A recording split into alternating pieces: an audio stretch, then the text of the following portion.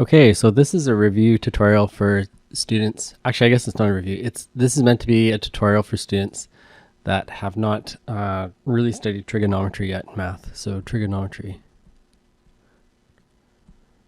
So what this is about is studying angles, and specifically for physics 11, angles and right angle triangles. So maybe we'll start with this idea that we can have a right angle triangle. So that's a triangle that has one angle that's 90 degrees. So that's 90 degrees. And let's just suppose we have some sides here, like this is like length of 4, this is length of 3. We could also say that, or we could also kind of say, well, what if we double the bottom side and then we double this side here? We end up with the same type of triangle. So if this is now, this would be 6. So the black triangle and the blue triangle are proportional.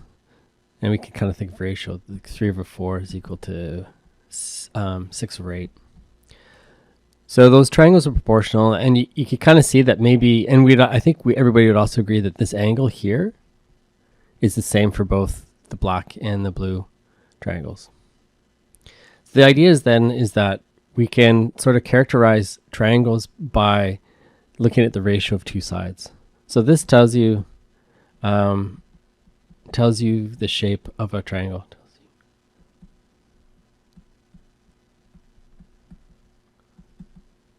So that could be useful. We can say that ratio of those two sides is a useful idea. We could also though say that if we know that angle, it'd also be useful. And one of the things trigonometry is about is relating this angle to the ratio of sides. So people should also be kind of aware that if we had a straight line and we wanted to find the slope of that line, the slope is also the same as those ratios. So we'd say slope is equal to 3 over 4 or 6 over 8, it's the same. And we have another name for this slope actually. We can say that there's a function called tan theta, and it's equal to 3 over 4, which is also equal to 6 over 8. So we have some function that relates to this angle, and it's equal to 3/4. Now, here's another one we could do. Another triangle we could do would be a triangle that is, say, 1 there, 1 there. So we know if those sides are the same, this must be 45 degrees. And this length here, if we use Pythagorean theorem, that L is going to be the square root of 2. So thinking about ratio of sides, we could say that tan 45 degrees is equal to 1 over 1 or 1. Okay, so that's not super interesting all by itself. But then we can look at our calculator. And I can go like this. I'm going to go, there's a button here called tan. So I can go 45 tan, and it gives me 1. So my calculator is able to calculate this function, this tan 45 function. And why that's important is that this is a really easy ratio to work out, and we know that that's 45 degrees. However, most ratios are not like that. That's a terrible triangle. Most triangles don't work out so nice. So let's suppose we have another triangle, and this time it's 40 degrees, and it's some ratio of, say, this is some distance x, and this is 1. So we know that tan 40 degrees is equal to x over 1, or equal to x. The thing is, I personally have no idea what tan 40 degrees is equal to. Therefore, I have no idea what x is. There's no way I could do that off the top of my head. Actually, there kind of is, but not really. However, if I take my calculator out, I go 40 and go tan, I'm told that's 0.839.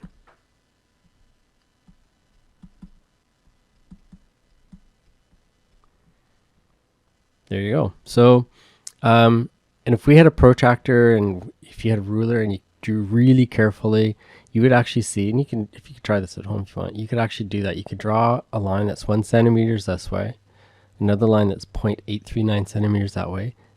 Draw a nice straight line like this, measure that angle, and you'll see that it's 40 degrees. Okay, so this is kind of like one way to relate an angle to a ratio of two sides. We can do other sides though as well. It doesn't always have to be these two sides of the right angle. So if we come back to this triangle I had here, this black one, 4 and 3. So if we wanted to look at this length there, we could use Pythagoras. I'm just going to call this, I'm going to call that h for hypotenuse. H squared is equal to 4 squared plus 3 squared. So this is a Pythagorean triple. H is equal to 5. You can double check that. 25 is equal to 16 plus 9. So we know h is 5 on this triangle.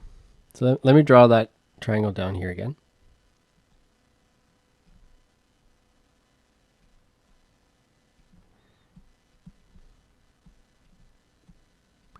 And we have some angle there. So the question is, how do these things relate? So we know that tan theta is equal to 3 over 4. There's also two other functions we have. We have another function that says sine theta is equal to 3 over 5, and cos theta is equal to 4 over 5. This is relating angles to ratios of sides. So the next question is, okay, that's fine. What is theta though? So once again, you could do this on a piece of paper. You could take a ruler, make really carefully, draw a line that's 4 centimeters long, 3 centimeters high, then draw the hypotenuse of the triangle and measure that angle with a protractor, and you can get the answer to what that angle is. However, we can use our calculators.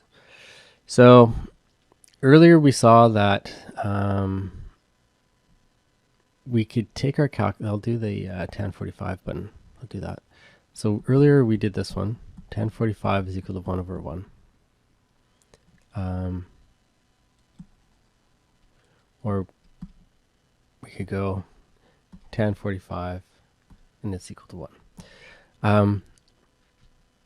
So I think people generally understand that if we have some function like f of x is equal to x squared, that we can kind of undo that function by taking the square root of it. In other words, we can get x by itself if we take the square root of x squared. That leads us to an x. This is the idea of an inverse function.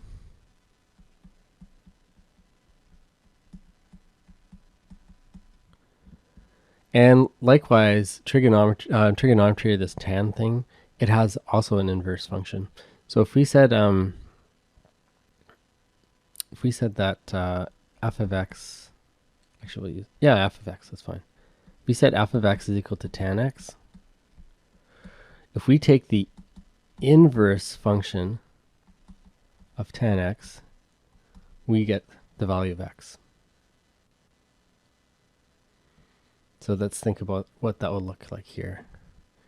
If tan 45 equals 1, and if we take the inverse function of tan 45 to get 45, therefore the inverse of 1 should be 45.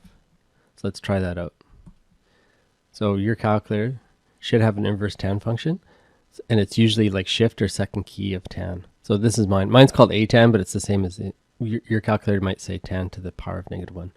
Okay, so let's try this. I'm going to go 1, and then I'm going to go shift tan, and I get 45. So then let's try that with this 3/4. If tan theta is equal to 3/4, then theta, or what happens if you take the inverse tan of that?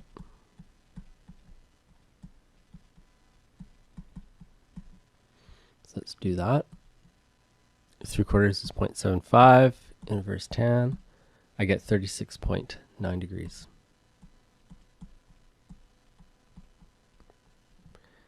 And just to double check, we also if I go tan 36.9, I should get 0.75. So let's go. I'll do tan of that, 0.75. And that applies for these other ratios as well. So we have sine theta equals 3/5. Therefore, inverse sine of 3/5 should be theta. So let's try that. So 3/5 is 0.6.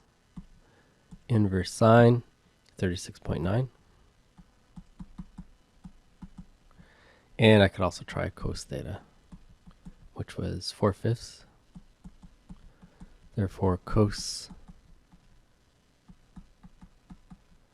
that's equal to theta. Let's try that in the calculators. So 4/5 is 0.8.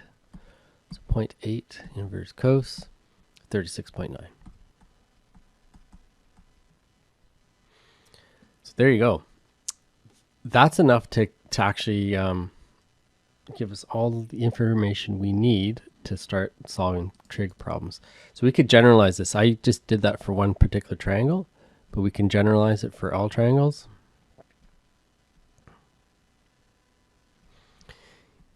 If we have some angle here, we call the side that's opposite of the angle, we call it the opposite side. This side is adjacent to the angle. In other words, it's kind of touching it. It's the adjacent side. And this is the hypotenuse. And we have 3 tan ratios. Sine theta is the ratio of O over H. Cos theta is the ratio of adjacent over H. And tan theta is equal to the opposite over the adjacent. And with this generalized equation, or with these generalized ratios, we can solve problems involving triangles. So for example,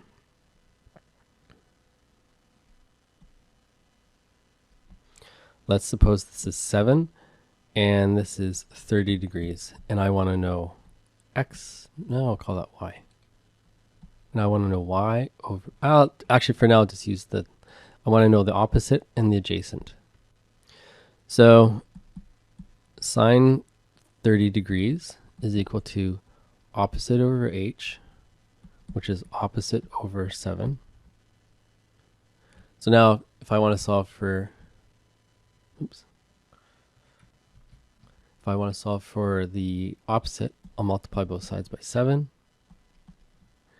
So I get opposite is equal to 7 sine 30. Put that in my calculator. So 30 sine times 7, it's 3.5. And likewise, I could find out the adjacent. So I know that cos 30 degrees is equal to adjacent over 7. And now I'll multiply both sides by 7. So I get adjacent is equal to 7 times cos 30 degrees.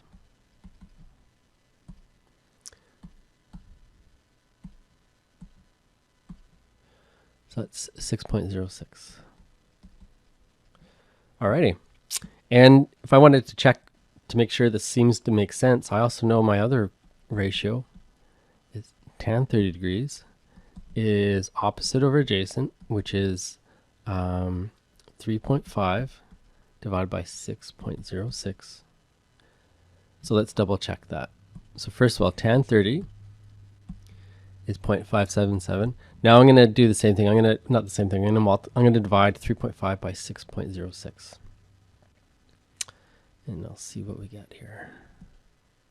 Wait, we'll do this. So I'm going to divide those two, and I get the same value. 0.577 is equal to 0.57. So that seems to check out okay. Let's do another one here. Let's suppose we have a triangle, and this time we know that this is 17 and this is 19. What's this angle? Actually, I'll do a different one. call this, if that's 17, this would be like 23. So we know that this is relative to this angle. This is the adjacent, that's the opposite, this is the hypotenuse. And I need an equation that has two knowns and one unknown. And looking at my ratios here, the two sides I know are the h and the o, so that means it's a sine theta is the one that's going to help me. So sine theta is equal to opposite over hypotenuse, which is 17 over 23. Therefore, inverse sine of 17 over 23 is equal to theta. So like this. So there's 17 divided by 23. Now I'll do inverse sine, and I get 47.7 degrees. Okay, let's try another one here. Let's suppose we know we have a triangle here, right angle triangle. This is 20 degrees, and let's suppose this is 80. So I want to, relative to this angle, this is the hypotenuse, this is the opposite. So, so sine 20 is equal to O over H. That doesn't help us, two unknowns. Tan 20 is equal to 0 over 80. So we could solve for the opposite using that ratio. And we also know that cos 820 is equal to the adjacent over h. So let's try that one. Let's find out what h is. So I'm going to multiply both sides by h. So we have h cos 20 is equal to 80. And then I'll divide both sides by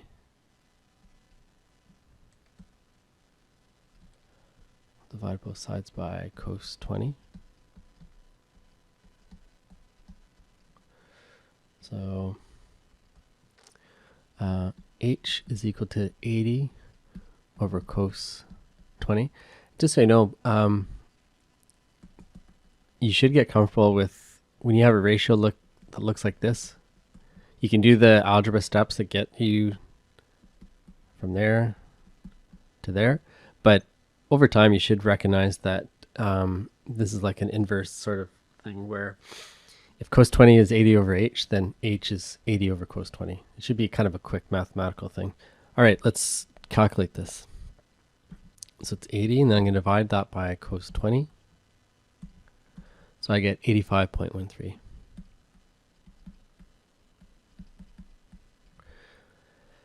And we could, once we know h, we could get o by using, we could use that to get o, we could use this by o, or we could use Pythagoras. So o squared is equal to h squared minus 80 squared. So o is the square root of all that. So I'll square this, subtract 80 squared, square root, and I get 29.1, sorry. And I could double check. Maybe I'll do, I'm going to calculate sine 20, which is 21. Let's do that. Let's double check. So that should be 29.1 over 85.13. So let's try that. 85. So that's 0.34, and if I go sine 20, I should get pretty much the same thing. There you go. Checks out. All right. I think your next step would be to try some of these.